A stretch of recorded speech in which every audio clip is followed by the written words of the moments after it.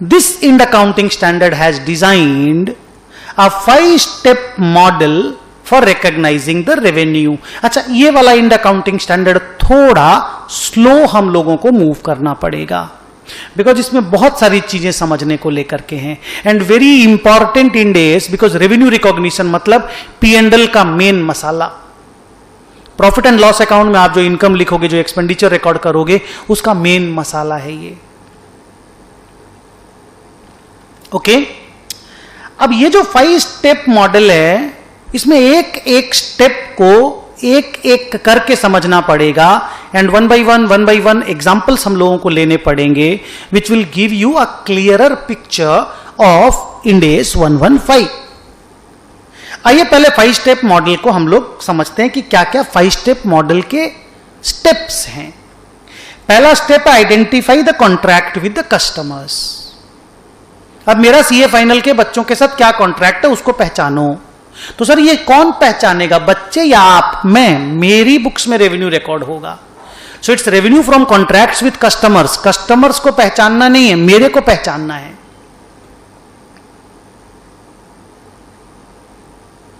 तो sir identify आप कैसे करते हो कॉन्ट्रैक्ट को? How your step number 1 gets completed?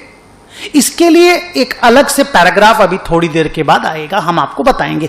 ये ग्रेजुअल स्टडी स्लो प्रोसेस से मूव करेगी। The second step is identify the performance obligations in the contract. Performance obligation का सिंपल सा मतलब है जिम्मेदारी। मेरे को अपनी जिम्मेदारियां समझनी है, मेरे को क्या करना है ये समझना है, मेरे को क्या क्या गुड्स एंड सर्विसेज ट्रांसफर करनी है वो समझना है। मेरा परफॉर्मेंस ऑब्लिगेशन एक है या एक से ज्यादा है, मेरे को वो समझना है। सर परफॉर्मेंस ऑब्लिगेशन क्या होता है? जस्ट जब मैं स्टेप नंबर 1 कंप्लीट कर लूंगा, स्टेप नंबर 2 में जाऊंगा, तब आपको बताऊंगा। Step number 3 is determine the transaction price. जो रेवेन्यू मेरे को मिलेगा, जो ट्रांजैक्शन प्राइस है, वो मेरे को पहचानना है। इसमें वेरिएबल कंसिडरेशन, फिक्स्ड कंसिडरेशन, बहुत सारी चीजों का डिस्कशन आएगा, but obviously not in today's class. It may come in the second or in the third class. The fourth step is allocate the transaction price to the performance obligations in the contract. मतलब अगर एक contract में 4 performance obligation हैं, एक contract में अगर 4 performance obligation है और टोटल ट्रांजैक्शन प्राइस अगर 50 लाख रुपए की है, तो 50 लाख रुपए को चारों परफॉर्मेंस ऑब्लिगेशन में अलोकेट किया जाएगा, डिवाइड किया जाएगा। Process we will learn later. And the last one is recognise the revenue when the entity satisfies its performance obligations. जैसे जैसे परफॉर्मेंस ऑब्लिगेशन कंप्लीट होता जाएगा, रेवेन्यू का रिकॉग्निशन वैसे वैसे होता जाएगा। तो 5-step मॉडल को मैं यहां पे लिखता हूं। Identify the contract,